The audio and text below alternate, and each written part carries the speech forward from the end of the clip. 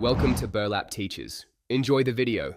In this video, I will explain how to build City Hall in Minecraft. First, select a prominent spot in your city for the building.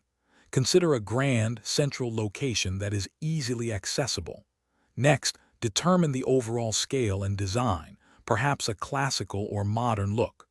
Finally, collect all the necessary blocks such as stone bricks, quartz, and various wood types before you begin construction. Begin by laying out the foundation, ensuring it's level and symmetrical. Use a strong material like stone or concrete for the base. Then, erect the main walls, paying attention to height and structural integrity. Incorporate large windows and grand doorways to enhance the building's aesthetic and functionality. Think about the overall shape and how it will stand out.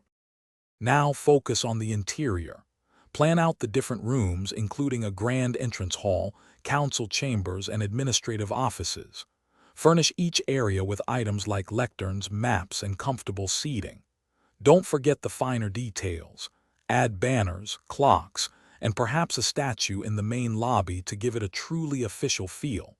These small touches make a big difference. Complete the exterior by adding a prominent roof, maybe a dome or a tall spire, to give your city hall a recognizable silhouette.